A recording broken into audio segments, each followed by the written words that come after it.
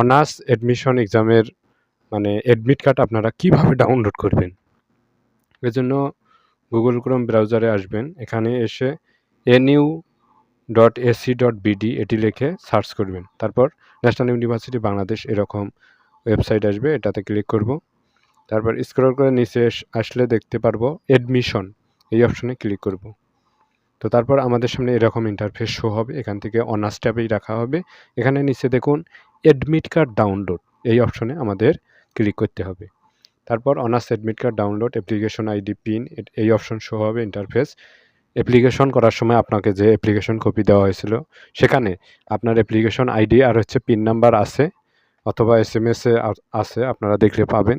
তো এখানে আপনার যে অ্যাপ্লিকেশন আইডি যেভাবে আছে সেইভাবেই আপনাকে দিতে হবে, যেভাবে আছে সেইভাবেই দিতে হবে। যার যে অ্যাপ্লিকেশন আইডি ভুল করা যাবে না, তাহলে আসবে না।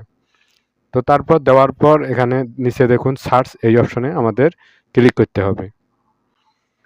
তারপর আমাদের সামনে এরকম ইন্টারফেস শো হবে, এখানে আপনার নাম শো হবে, ছবি দেখাবে।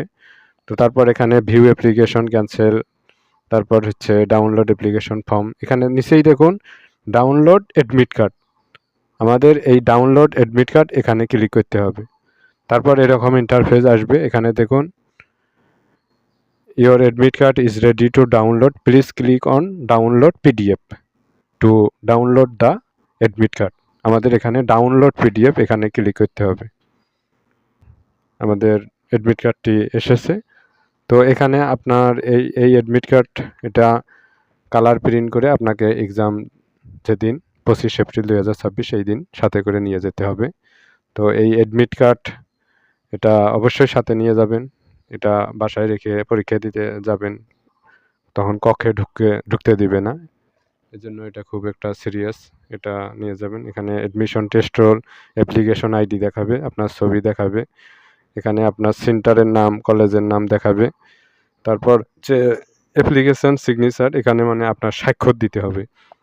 তারপর এখানে যে নির্দেশনাবলী দেওয়া আছে এগুলো একটু পড়লে আপনারা বুঝতে পারবেন যে ভর্তি বিষয়ক ওয়েবসাইট থেকে প্রবেশপত্র ডাউনলোড করে A4 সাইজের অফসেট কাগজে প্রিন্ট করতে হবে, কালার প্রিন্ট করবেন অবশ্য।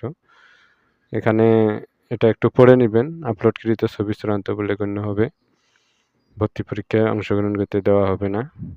মানে ছবিতে মানে একজনের অ্যাডমিট কার্ড অন্যজনের ছবি টেম্পারিং এগুলো করা যাবে না।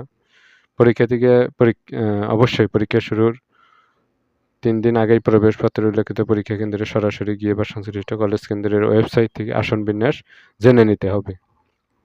যে নির্দেশনাগুলো দেওয়া আছে এইভাবে আপনারা দেখলে বুঝতে পারবেন।